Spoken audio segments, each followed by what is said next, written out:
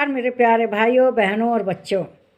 आप लोग तो अच्छी तरह से जानते हैं कि आजकल गीता का अध्ययन चल रहा है। गीता के अध्ययन करने के क्रम में हम लोगों का आज का रोम रोम पुलकित हो रहा है, क्योंकि एक एक श्लोक में भगवान के दिव्य स्वरूप का वर्णन किया जा रहा है।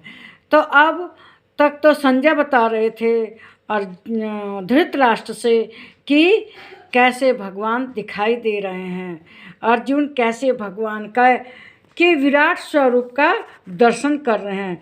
लेकिन अब अर्जुन बोल रहे हैं उनके स्वरूप का दर्शन करने के पश्चात अर्जुन कह रहे हैं, अर्जुन उवाच पश्यामि देवंस्तौ देवदेहे सर्वस्तथा भूत विशेष संघान ब्रह्माण शीशम कमलासन स्थितम ऋषिश्च सर्वानुरागाश्च दिव्यान।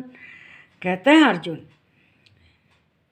हे देव, मैं आपके शरीर में संपूर्ण देवों को तथा अनेक भूतों के समुदाय को, कमल के आसन पर विराजित ब्रह्मा को, महादेव को और संपूर्ण ऋषियों को तथा दिव्य सर्पों को देखता हूँ। अर्जुन ने भगवान के हाथ जोड़ लिए और कहने लगे कि भगवान, आपके अंदर तो सारे देवता हैं, चारों ओर मुख हैं, और क्या है, ब्रह्मा जी कमलासन पर बैठे हुए हैं, ब्रह्मा जी के चारों ओर मुख हैं, और तो और भोलेनाथ भी आपके ही अंदर हैं, सभी देवी देवता आपके अंदर हैं, हजारों नाग हैं, अनगिनत आपके शरीर हैं, और इतना विशाल कि लेकिन श्री कृष्ण भगवान ने कहा है ना कि तुम किसी भी देवता को भोग लगाओ वो मुझको ही अर्पण होता है। क्यों? क्योंकि सभी देवता तो उनके अंदर हैं। अब हम अनेक तरह की अपनी इच्छाओं को पूरा करने के लिए अनेक देवी देवता का पूजन करते हैं। धन की इच्छा रखने से हम कुबेर भगवान का पूजन करते हैं। तो भोग प्रसाद जो भी चढ़ाते हैं वो कहाँ जाता है? श्री कृष्ण भगवान को ही जाता है, क्योंकि श्री कृष्ण भगवान में ही सभी देवता निवास करते हैं। कोई ऐसा देवता नहीं है जो उनके अंदर नहीं। इसीलिए उन्होंने कहा है कि तुम किसी भी देवता की पूजा करो, उसे भोग लगाओ, तो कहाँ जाता है? श्री कृष्ण भगवान में।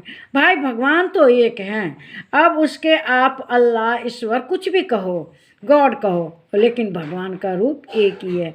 जो जिस देवता को पूजता है वो सोचता है कि यही एक है, इसी में सब कुछ समाहित हो जाता है। लेकिन यहाँ कृष्ण भगवान के अंदर सभी देवी देवताओं को देखकर अर्जुन की समझ में आ गया कि श्री कृष्ण भगवान कहते हैं कि आप किसी भी देवी देवता का पूजन करो, लेकिन वो भोग कहाँ जाता है? कृष्ण भगवान को अर्पण होता है। और वह कहते हैं महादेव जी भी यही हैं। अब कोई कहे महादेव तो सबसे देवों के देव महादेव, अब वे महादेव भी कृष्ण के अंदर ही हैं।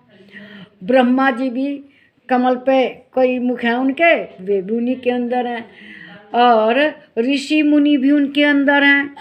मतलब ये सारा जगत भगवान के ही अंदर है। इस हर इकाई भगवान के अंदर है।